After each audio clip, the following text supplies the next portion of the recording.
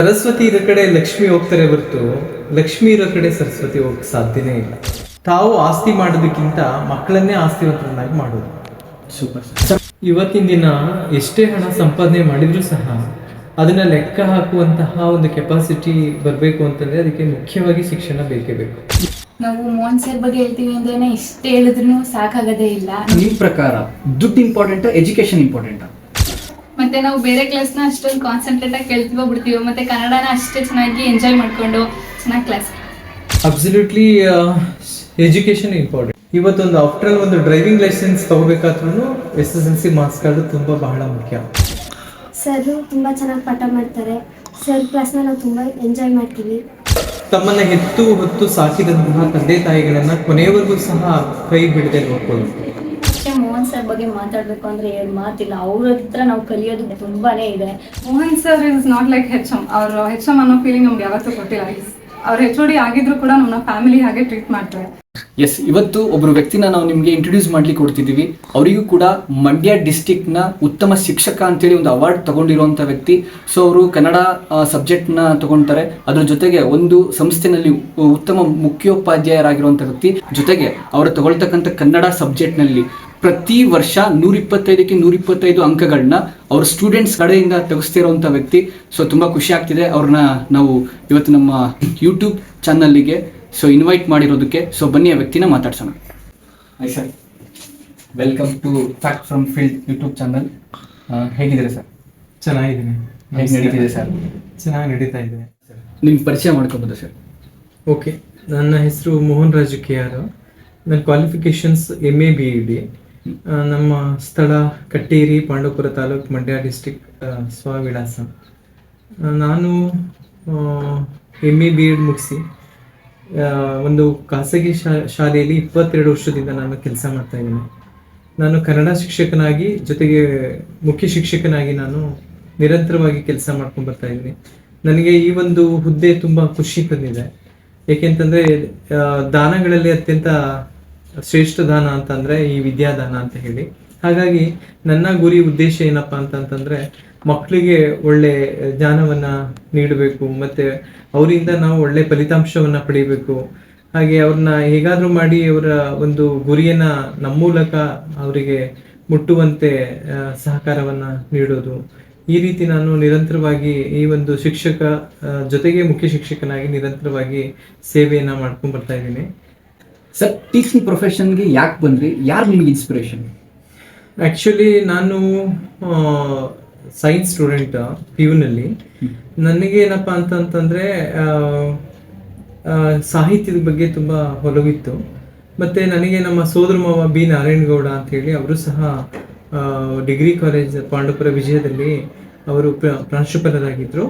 ಅವರು ನನಗೆ ಇನ್ಸ್ಪೈರ್ ಆದರು. ಜೊತೆಗೆ ನನಗೇನಪ್ಪ ಅಂತಂದರೆ ಪಾಠ ಮಾಡೋದು ಅಂತಂದರೆ ತುಂಬ ಇಷ್ಟ. ಪಾಠ ಮಾಡೋದು, ಮತ್ತು ನಾನು ಇವತ್ತಿಗೂ ಸಹ ಒಂದು ತರಗತಿಗೆ ಹೋಗಬೇಕು ಅಂತಂದರೆ ತುಂಬ ಖುಷಿಯಿಂದ, ತುಂಬ ಮಕ್ಕಳಿಗೆ ನನ್ನಿಂದ ಏನಾದರೂ ಒಂದು ಜ್ಞಾನವನ್ನು ತಿಳಿಸ್ಬೇಕು ಅನ್ನೋ ಖುಷಿಯಿಂದ ನಾನು ತರಗತಿಗೆ ಇವತ್ತಿಗೂ ಸಹ ಹೋಗ್ತಾ ಇದ್ದೀನಿ. ಏನೋ ಒಂದು ರೀತಿ ಈ ಒಂದು ನನಗೆ ಟೀಚಿಂಗ್ ಫೀಲ್ಡ್ ತುಂಬ ಖುಷಿ ತಂದಿದೆ. ಜೊತೆಗೆ ನಮ್ಮ ತಂದೆಯೂ ಸಹ ಅವರು ಶಿಕ್ಷಕರಾಗಿದ್ದರು. ಜೊತೆಗೆ ಅವರು ಸಹ ನನಗೆ ಅವರ ಒಂದು ಮಾರ್ಗದರ್ಶನ ನನಗೆ ತುಂಬ ಸ್ಫೂರ್ತಿದಾಯಕವಾಗಿ ಇರೋದ್ರಿಂದ ನನಗೆ ತುಂಬ ಇಷ್ಟವಾದಂಥ ಒಂದು ಜಾಬ್ ಇದಾಗಿದೆ. ಸರ್, ಎಲ್ಲ ಟೀಚರ್ಸ್ಗಳಿಗೂ ಇಲ್ಲದೆ ಇರೋವಂಥದ್ದು ನಿಮ್ಮ ಹತ್ರ ಇರೋವಂಥ one of the best quality ಅಂದರೆ ಏನು ಅಂತಂದರೆ, ನಾನು ಒಬ್ಬ ಭಾಷಾ ಶಿಕ್ಷಕ ಜೊತೆಗೆ ಮುಖ್ಯ ಶಿಕ್ಷಕನಾಗಿ ಮೊದಲನೇದಾಗಿ ನಾನು ಎಲ್ಲ ಸಹೋದ್ಯೋಗಿಗಳನ್ನು ಆತ್ಮವಿಶ್ವಾಸದೊಂದಿಗೆ ಕೆಲಸವನ್ನು ಮಾಡಿಸ್ಕೊಡುವಂಥದ್ದು. ಎರಡನೇದಾಗಿ ಭಾಷಾ ಶಿಕ್ಷಕನಾಗಿ ಮಕ್ಕಳನ್ನ ನನ್ನ ಪಾಠ ಬೋಧನೆಯಲ್ಲಿ ನನ್ನ ಕಡೆ ಆಕರ್ಷಣೆಯನ್ನ ಮಾಡಿ ಬೋಧನೆಯನ್ನ ಮಾಡುವಂಥದ್ದು.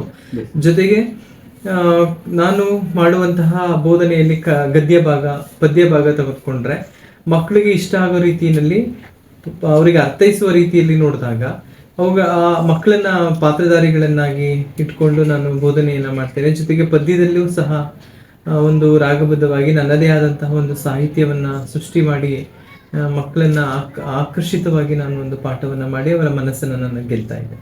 ಸರ್, ಮಕ್ಕಳುಗಳು ಹಾಳಾಗೋದಕ್ಕೆ ಪೇರೆಂಟ್ಸ್ ಕಡೆಯಿಂದ ಆಗ್ತಿರೋಂಥ ಮೇಜರ್ ಮಿಸ್ಟೇಕ್ಸ್ಗಳೇನು ಸರ್? ಇವತ್ತು ಪರಿಸ್ಥಿತಿ ಹೇಗಿದೆಯಪ್ಪ ಅಂತಂತಂದ್ರೆ ತಂದೆ ತಾಯಿ ಇಬ್ರು ಸಹ ಕೆಲಸಕ್ಕೆ ತೊಡಸ್ಕೊಂಡಿರೋದ್ರಿಂದ ಮಕ್ಕಳ ಬಗ್ಗೆ ಅವರು ಸಾಕಷ್ಟು ನಿಗಾವನ್ನ ವಹಿಸ್ತಾ ಇಲ್ಲ.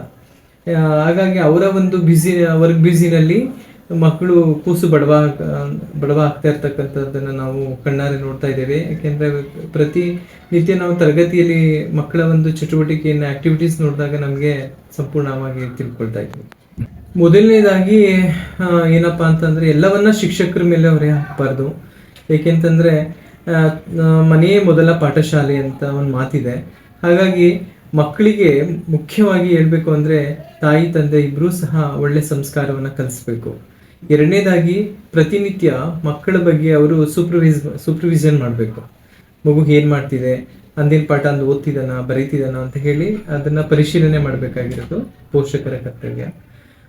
ಜೊತೆಗೆ ಇವತ್ತು ಅಂದ್ರೆ ಶಾಲೆಯಲ್ಲಿ ನಡೀತಾ ಇರ್ತಕ್ಕಂತಹ ಎಲ್ಲಾ ತರದ ಒಂದು ಕಾರ್ಯಕ್ರಮಗಳು, ಉದಾಹರಣೆಗೆ ಪೋಷಕರ ಸಭೆ ಇರ್ಬೋದು, ಇನ್ನಿತರ ಕಾರ್ಯಕ್ರಮಗಳಿಗೆ ಯಶಸ್ವಿಯಾಗಿ ಭಾಗವಹಿಸೋದ್ರಿಂದ ಮಕ್ಕಳ ಕುಂದುಕೊರತೆಗಳು ಬಗ್ಗೆ ತಿಳ್ಕೊಳ್ಳೋಕೆ ಸಾಧ್ಯ ಆಗುತ್ತೆ. ಆಗ ಅವರು ಉತ್ತಮ ಮಾರ್ಗದರ್ಶನ ಸಲಹೆ ನೀಡೋದ್ರಿಂದ ತಮ್ಮ ಮಗುವನ್ನ ಭವಿಷ್ಯವನ್ನ ಉತ್ತಮವಾಗಿ ರೂಪಿಸ್ಕೋಬಹುದು. ಸರ್, ಮೊಬೈಲಿಂದ ಇವತ್ತಿನ ದಿನಗಳಲ್ಲಿ ಸ್ಟೂಡೆಂಟ್ಸ್ಗಳಿಗೆ ಹೆಂಗ್ ಎಫೆಕ್ಟ್ ಆಗ್ತಿದೆ ಸರ್? ಮೊಬೈಲಿಂದ ಈಗ ಪೇರೆಂಟ್ಸ್ ಏನ್ ಮಾಡ್ತಿದಾರಪ್ಪ ಅಂದ್ರೆ ಮಕ್ಕಳನ್ನ ಕೂರಿಸ್ಕೊಂಡು ಮೊಬೈಲ್ ಅನ್ನ ನೋಡ್ತಾ ಇದ್ದಾರೆ. ಮಕ್ಕಳನ್ನ ಊಟ ಮಾಡ್ಲಿಕ್ಕೆ ಮೊಬೈಲ್ ಕೊಟ್ಟು ಅದನ್ನ ಅಭ್ಯಾಸ ಮಾಡಿ ಮಕ್ಕಳನ್ನ ಗೀಳಿಗೆ ಈಡು ಮಾಡಿದ್ದಾರೆ. ಮತ್ತೆ ಮಕ್ಕಳ ಆರೋಗ್ಯದ ಮೇಲೆ ಇದಂತೂ ತುಂಬಾ ದುಷ್ಪರಿಣಾಮವನ್ನ ಎದುರಿಸ್ತಾ ಇದೀವಿ, ಮತ್ತೆ ಬೀರ್ತಾ ಇದೆ. ಮತ್ತೆ ಮಕ್ಕಳಲ್ಲಿ ಏಕಾಗ್ರತೆಯ ಕೊರತೆ ತುಂಬಾ ಉಂಟಾಗ್ತಾ ಇದೆ. ಜೊತೆಗೆ ಮೊಬೈಲ್ ಇಂದ ಮಕ್ಕಳು ಇಂದು ಸಮಾಜಘಾತಕ ವ್ಯಕ್ತಿಗಳಾಗಿ ಬೆಳೀತಾ ಇದ್ದಾರೆ. ಸರ್, ಇವತ್ತು ಮಕ್ಕಳು ಹಾಳಾಗ್ಲಿಕ್ಕೆ ಪೇರೆಂಟ್ಸ್ ಮಾಡ್ತಿರುವಂತ ಮೇಜರ್ 3 ಮಿಸ್ಟೇಕ್ ಏನು ಸರ್? ಮುಖ್ಯವಾಗಿ ಪೋಷಕರು ಮಕ್ಕಳನ್ನ ಸರಿಯಾದ ರೀತಿಯಲ್ಲಿ ಕೇರ್ ಮಾಡ್ತಾ ಇಲ್ಲ. ಮತ್ತೆ ಶಾಲೆಯಲ್ಲಿ ಕರೆದಾಗ ಪೇರೆಂಟ್ಸ್ ಮೀಟಿಂಗಿಗೆ ಅಟೆಂಡ್ ಮಾಡ್ತಾ ಇಲ್ಲ. ಹಾಗೆ ಮಕ್ಕಳ ಮುಂದೆನೆ ಜಗಳವಾಡಿ ಪೋಷಕರು ಅವಾಚ್ಯ ಶಬ್ದಗಳನ್ನ ಬಳಸೋದ್ರಿಂದ ಮಕ್ಕಳು ಸಹ ಅದೇ ರೀತಿ ಕಲಿಯುವಂಥದ್ದಾಗಿದೆ. ಹಾಗೆ ಪೋಷಕರು ಮಕ್ಕಳಿಗೆ ಉತ್ತಮ ಸಂಸ್ಕಾರವನ್ನ ಕಲಿಸ್ತಾ ಇರೋದು ಕಾಣ್ತಾ ಇಲ್ಲ. ಸರ್, ಶಿಕ್ಷಣ ಅನ್ನೋದು ಜೀವನದಲ್ಲಿ ಎಷ್ಟು ಮುಖ್ಯ ಆಗುತ್ತೆ ಸರ್ ನಿಮ್ಮ ಪ್ರಕಾರ? ಶಿಕ್ಷಣ ಅನ್ನೋದು ಜೀವನದಲ್ಲಿ ಬಹಳ ಮುಖ್ಯ ಪಾತ್ರವನ್ನ ವಹಿಸುತ್ತೆ. ಶಿಕ್ಷಣ ಇಲ್ಲದೆ ಜೀವನವಿಲ್ಲ. ಇವತ್ತಿನ ದಿನ ಎಷ್ಟೇ ಹಣ ಸಂಪಾದನೆ ಮಾಡಿದ್ರೂ ಸಹ ಅದನ್ನ ಲೆಕ್ಕ ಹಾಕುವಂತಹ ಒಂದು ಕೆಪಾಸಿಟಿ ಬರಬೇಕು ಅಂತಂದ್ರೆ ಅದಕ್ಕೆ ಮುಖ್ಯವಾಗಿ ಶಿಕ್ಷಣ ಬೇಕೇ ಬೇಕು. ಇವತ್ತಿನ ಯಾವುದೇ ವ್ಯವಹಾರದಲ್ಲಿ ಸಿಗ್ನೇಚರ್ ಬಹಳ ಮುಖ್ಯ. ಇಲ್ಲ ಅಂತಂದ್ರೆ ಅವನು ಹೆಬ್ಬೆಟ್ಟನ್ನ ಹೊತ್ಬೇಕಾಗುತ್ತೆ. ಇವತ್ತೊಂದು ಆಫ್ಟರ್ ಒಂದು ಡ್ರೈವಿಂಗ್ ಲೈಸೆನ್ಸ್ ತಗೋಬೇಕಾದ್ರೂ SSLC ಮಾರ್ಕ್ಸ್ ಕಾರ್ಡ್ ಬಹಳ ಮುಖ್ಯ. ಹಾಗಾಗಿ ಎಜುಕೇಶನ್ ಇಸ್ ವೆರಿ ಇಂಪಾರ್ಟೆಂಟ್. ಪ್ರಸ್ತುತ ದಿನಗಳಲ್ಲಂತೂ ಶಿಕ್ಷಣ ತುಂಬಾ ಅವಶ್ಯಕತೆ ಇದೆ, ಅದು ಬೇಕೇ ಬೇಕು. ಸರ್, ನಿಮ್ ಪ್ರಕಾರ ದುಡ್ಡು important, education important? Absolutely education important. ಯಾಕೆ ಸರ್? ಸರಸ್ವತಿ ಇರೋ ಕಡೆ ಲಕ್ಷ್ಮಿ ಹೋಗ್ತಾರೆ ಹೊರತು ಲಕ್ಷ್ಮಿ ಇರೋ ಕಡೆ ಸರಸ್ವತಿ ಹೋಗಕ್ ಸಾಧ್ಯನೇ ಇಲ್ಲ. ಸರ್, ಇವತ್ತು ಎಷ್ಟೋ ಜನ ಟೀಚಿಂಗ್ ಫೀಲ್ಡ್ ತುಂಬಾ ಈಸಿ, ಅವ್ರೇನಪ್ಪ ಬೆಳಗ್ಗೆ ಹೋಗಿ ಸಂಜೆ ಬಂದ್ಬಿಡ್ತಾರೆ, ತುಂಬಾ ಆರಾಮಾಗಿರ್ತಾರೆ ಅಂತ ಹೇಳ್ತಾರೆ. ಸೊ ನಿಮ್ಮ ಟೀಚಿಂಗ್ ಸ್ಟ್ರಗಲ್ ಲೈಫ್ ಬಗ್ಗೆ ಏನ್ ಹೇಳ್ತೀರಾ? ಬೇರೆ ಕೆಲಸದ ರೀತಿ ಅಲ್ಲ ಇದು. ಏಕೆಂತಂದ್ರೆ ನಾವು ಬೇರೆ ಕೆಲಸ ಆದ್ರೆ ಬೆಳಿಗ್ಗೆ ಹೋಗಿ ಸಂಜೆ ಬಂದು ಅದನ್ನ ಮರ್ತ್ಬಿಡ್ತಾರೆ. ಆದ್ರೆ ಹಾಗಲ್ಲ. ನಮ್ಮ ಕೆಲಸ ಹೇಗಪ್ಪ ಅಂತಂದ್ರೆ ನಾವು ಆ ದಿನ ಪೂರ್ತಿ ನಾವು ಅದ್ರ ಕಡೆನೆ ನಾವು ಚಿಂತನೆಯನ್ನ ಮಾಡಬೇಕಾಗುತ್ತೆ. ಮಕ್ಕಳು ಭವಿಷ್ಯವನ್ನ ರೂಪಿಸ್ಬೇಕಾದ್ರೆ ಅಷ್ಟು ಸುಲಭವಾದ ಕೆಲಸ ಆಗೋದಿಲ್ಲ. ಮತ್ತೆ ನಮಗೆ ಯಾವುದೇ ತರದ ರಜೆಗಳು ಸಿಗೋದು ತುಂಬಾ ಕಷ್ಟಕರ. ಯಾವುದೇ ಒಂದು ಕಾರ್ಯಕ್ರಮ, ಫ್ಯಾಮಿಲಿ ಜೊತೆಗೂಡಿ ನಾವು ಒಂದು ಕಾರ್ಯಕ್ರಮದಲ್ಲಿ ಭಾಗವಹಿಸ್ಬೇಕಾದ್ರೂ ಅಷ್ಟು ಸುಲಭವಾಗಿ ನಾವು ರಜೆ ತಗೊಳ್ಳೋದಕ್ಕೆ ತುಂಬಾ ಕಷ್ಟ ಆಗ್ತಾರೆ. ಏಕೆ ಅಂತಂದ್ರೆ ವಿದ್ಯಾರ್ಥಿ ಜೀವನವನ್ನ ರೂಪಿಸ್ಬೇಕಾದವರು ಶಿಕ್ಷಕ ಆಗಿರೋದ್ರಿಂದ, ಹಾಗಾಗಿ ವಿದ್ಯಾರ್ಥಿಯ ಜೀವನ ನಮ್ಮ ಕೈನಲ್ಲಿ ಇರ್ತಕ್ಕಂಥದ್ದು, ಅವರ ಭವಿಷ್ಯ ನಮ್ಮ ಕೈಲಿ ಇರುವಂತದನ್ನ ನಾವು ಕಾಣ್ಬೇಕಾಗಿದೆ. ಸರ್, ಪೇರೆಂಟ್ಸ್ಗಳಿಗೆ ನಿಮ್ಮ ಕಡೆಯಿಂದ ಒಂದು 3 ಬೆಸ್ಟ್ ಅಡ್ವೈಸ್ ಏನು ಕೊಡ್ತೀರಾ? ಏನಪ್ಪಾ ಅಂತಂದ್ರೆ ಮಕ್ಕಳ ಕಡೆಗೆ ತುಂಬಾ ಗಮನ ಹರಿಸುವಂಥದ್ದು, ಓಕೆ, ಟಿವಿ ಮತ್ತು ಮೊಬೈಲ್ ಇಂದ ದೂರ ಇಡುವಂಥದ್ದು ನೋಡ್ಕೊಳ್ಳೋದು. ಮೂರನೇದಾಗಿ ಏನಪ್ಪಾ ಅಂತಂದ್ರೆ ತಾವು ಆಸ್ತಿ ಮಾಡೋದಕ್ಕಿಂತ ಮಕ್ಕಳನ್ನೇ ಆಸ್ತಿವಂತರನ್ನಾಗಿ ಮಾಡೋದು. Super sir. ಸರ್, ನಿಮ್ಮ ಕಡೆಯಿಂದ ಸ್ಟೂಡೆಂಟ್ಸ್ಗೆ ಬೆಸ್ಟ್ 3 ಅಡ್ವೈಸ್ ಏನು ಕೊಡ್ತೀರಾ? ನನ್ನ ಕಡೆಯಿಂದ ಏನಪ್ಪಾ ಅಂತಂದ್ರೆ ವಿದ್ಯಾರ್ಥಿಗಳು ಉತ್ತಮ ಸಂಸ್ಕಾರವಂತರಾಗಬೇಕು, ಜೀವನದಲ್ಲಿ ಏನಾದ್ರೂ ಒಂದು ಗುರಿ ಇಟ್ಕೊಂಡು ಸಾಗಬೇಕು. ಮೂರನೇದು ಏನಪ್ಪಾ ಅಂತಂದ್ರೆ ತಮ್ಮನ್ನ ಹೊತ್ತು ಸಾಕಿದಂತಹ ತಂದೆ ತಾಯಿಗಳನ್ನ ಕೊನೆಯವರೆಗೂ ಸಹ ಕೈ ಬಿಡದೆ ನೋಡ್ಕೊಳ್ಳೋದು.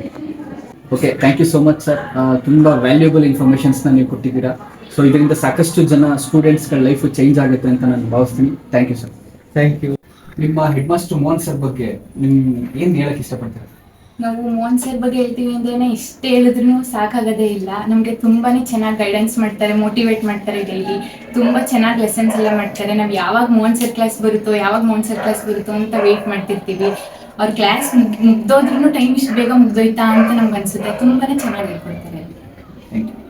ಮತ್ತೆ ನಾವು ಬೇರೆ ಕ್ಲಾಸ್ನ ಅಷ್ಟೊಂದು ಕಾನ್ಸಂಟ್ರೇಟ್ ಆಗಿ ಕೇಳ್ತೀವೋ ಬಿಡ್ತೀವೋ, ಮತ್ತೆ ಕನ್ನಡನ ಅಷ್ಟೇ ಚೆನ್ನಾಗಿ ಎಂಜಾಯ್ ಮಾಡ್ಕೊಂಡು ಚೆನ್ನಾಗಿ ಕ್ಲಾಸ್. ಸರ್ ತುಂಬ ಚೆನ್ನಾಗಿ ಪಾಠ ಮಾಡ್ತಾರೆ. ಸರ್ ಕ್ಲಾಸ್ನ ನಾವು ತುಂಬ ಎಂಜಾಯ್ ಮಾಡ್ತೀವಿ. ಎಚ್.ಎಂ. ಮೋಹನ್ ಸರ್ ಬಗ್ಗೆ ನೀವೇನು ಹೇಳಕ್ ಇಷ್ಟಪಡ್ತೀರಾ?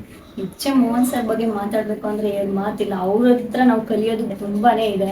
ಟೈಮ್ ಸೆನ್ಸ್ ಬಗ್ಗೆ ಆಗಿರ್ಬೋದು, ಮಕ್ಕಳ ಜೊತೆ ಟ್ರೀಟ್ ಮಾಡೋದಾಗಿರ್ಬೋದು, ಮತ್ತು ನಮ್ಮ ಟೀಚರ್ಸ್ ಫ್ಯಾಕಲ್ಟಿ ನಾವು ಕೊಲೀಗ್ಸ್ ಏನಿದ್ದೀವಿ ಅವ್ರನ್ನ ಟ್ರೀಟ್ ಮಾಡೋದಾಗಿರ್ಬೋದು, ಟೈಮ್ ಸೆನ್ಸು, ಡಿಸಿಪ್ಲಿನ್ಗೆ ಅವರು ಇನ್ನೊಂದು word. Mohan sir is not like HM. ಅವ್ರ ಹೆಚ್.ಎಂ ಅನ್ನೋ ಫೀಲಿಂಗ್ ನಮ್ಗೆ ಯಾವತ್ತೂ ಕೊಟ್ಟಿಲ್ಲ.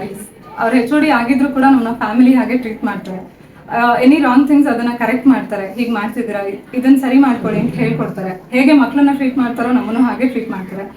ಅಂಡ್ ಅವ್ರನ್ನ ನಾವು ಇದರ್ ವಿವೇಕಾನಂದ ಅಥವಾ ಬುದ್ಧ ಇವರಿಬ್ಬರಿಗೂ ಹೋಲಿಸ್ಬೋದು. ಅಷ್ಟು ತಾಳ್ಮೆ ಅವರಲ್ಲಿದೆ. ಯಾರಿಗೆ ಯಾವ ವಿಚಾರ ಹೇಳ್ಕೊಡುವಾಗ್ಲೂ ಅವ್ರು ಎಡವಲ್ಲ. ಅಂಡ್ ಎಡುತ್ತಿರೋ ಮಕ್ಕಳನ್ನ ತುಂಬ ಬೇಗ ಮೇಲೆತ್ತಿದ್ದಾರೆ.